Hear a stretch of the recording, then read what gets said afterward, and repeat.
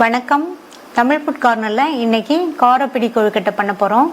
இது சாஃப்டாகவும் சாப்பிட்றதுக்கு ரொம்ப ரொம்ப டேஸ்ட்டாகவும் இருக்கும். இதை பிரேக்ஃபாஸ்ட்டாகவும் ஈவினிங் டைம் ஸ்நாக்காகவும் சாப்பிட்டுக்கலாம். இந்த கொழுக்கட்டை அப்படியே சாப்பிட்றதுக்குமே நல்லாயிருக்கும். விருப்பப்பட்டால் கார சட்னி வச்சு சாப்பிட்டுக்கலாம். இது வரைக்கும் தமிழ் ஃபுட் கார்னர் சேனலை சப்ஸ்கிரைப் பண்ணாதவங்க சப்ஸ்கிரைப் பண்ணிக்கங்க. இப்போ எப்படி பண்ணுறதுன்னு பார்க்கலாம். ஒரு கப் பச்சரிசியை 3 தடவை வாஷ் பண்ணிவிட்டு 3 மணி நேரமாக ஊற வச்சுருக்கேன். இதை மிக்ஸி ஜாரில் சேர்த்துட்டு தேவையான அளவு தண்ணி சேர்த்து தோசை மாவு பதத்துக்கு அரைச்சிக்கலாம். அரைச்சாச்சு. நல்லா நைஸாக இந்த மாதிரி தோசை மாவு பதத்துக்கு அரைச்சிக்கங்க. அடுத்து இந்த பேனில் 3 டீஸ்பூன் எண்ணெயும் 1 டீஸ்பூன் நெய்யும் சேர்க்குறேன். ரெண்டுமே சூடாயிடுச்சு. இதில் 1 டீஸ்பூன் கடுகு பொரிஞ்சதும் 2 டீஸ்பூன் கடலைப்பருப்பும் 2 டீஸ்பூன் உளுந்தும் சேர்த்துக்கலாம். இந்த மாதிரி உளுந்தும் கடலைப்பருப்பும் அதிகமாக சேர்த்தோம்னா கொழுக்கட்டை நல்லா வாசனையாகவும் சுவையாகவும் இருக்கும்.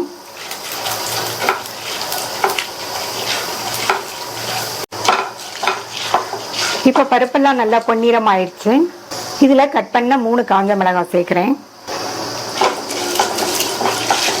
இதையும் லைட்டாக வதக்கி விட்டுட்டு கட் பண்ண கருவேப்பிலை இலைகள் கொஞ்சமும் கொத்தமல்லி இலைகள் கொஞ்சமும் சேர்க்குறேன். கருவேப்பிலையோட கொத்தமல்லி அதிகமாக சேர்த்துக்கங்க, நல்லா வாசனையாக இருக்கும். கூடவே 1/4 டீஸ்பூன் பெருங்காய பவுடர் சேர்த்துக்கலாம். பெருங்காய பவுடரும் இந்த கொழுக்கட்டைக்கு நல்ல மனம் கொடுக்கும்.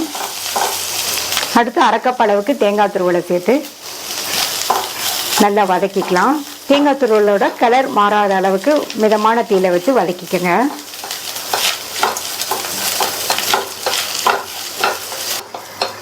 தேங்காய் துருவலும் நல்லா வதங்கிடுச்சு. ஸ்டவ்வை மிதமான தீயில வச்சுட்டு நம்ம அரைச்ச அந்த மாவை சேர்த்துக்கலாம். மாவு சேர்த்துட்டு இதுக்கு தேவையான அளவு உப்பு மிதமான தீயில வச்சு நல்லா இந்த மாதிரி கிண்டி கொடுத்துட்டே இருங்க.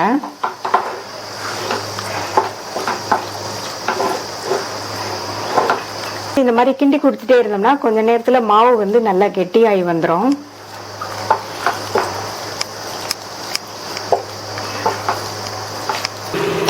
நாலு நிமிஷமா சிம்லேயே வச்சு கிண்டி மாவு நல்லா கெட்டியாயிடுச்சு.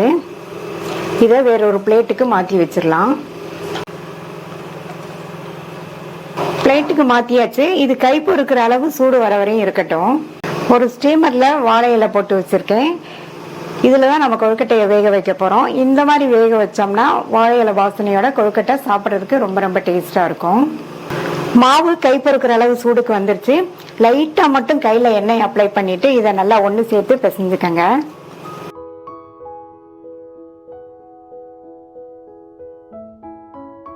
இந்த மாவுல இருந்து கொஞ்சம் மாவு எடுத்து இந்த மாதிரி நீளமா கொண்டு வந்து 4 விரலையும் வச்சு இந்த மாதிரி பிரஸ் பண்ணிட்டோம்னா நமக்கு வந்து பிடி கொழுக்கட்டை கிடைச்சிரும்.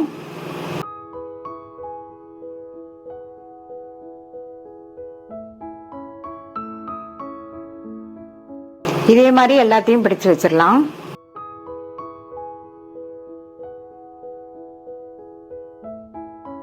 கொழுக்கட்டையெல்லாம் பிடிச்சு வச்சாச்சு. ஆவியில வேக வச்சிடலாம். இட்லி பாத்திரத்துல தண்ணி விட்டு நல்லா கொதிச்சுட்டு இருக்கு. இந்த மாதிரி கொதிச்சதுக்கு அப்புறமா இந்த பிளேட்டை வச்சுட்டு மூடி வச்சு மீடியம் ஃப்ளேம்ல 10 நிமிஷம் வேக வச்சுக்கலாம். 10 நிமிஷம் ஆச்சு. கொழுக்கட்டைகள்லாம் நல்லா வெந்துருச்சு. இதை வெளியில எடுத்து வச்சிடலாம்.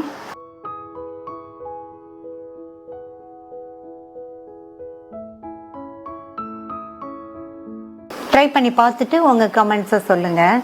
தேங்க்யூ.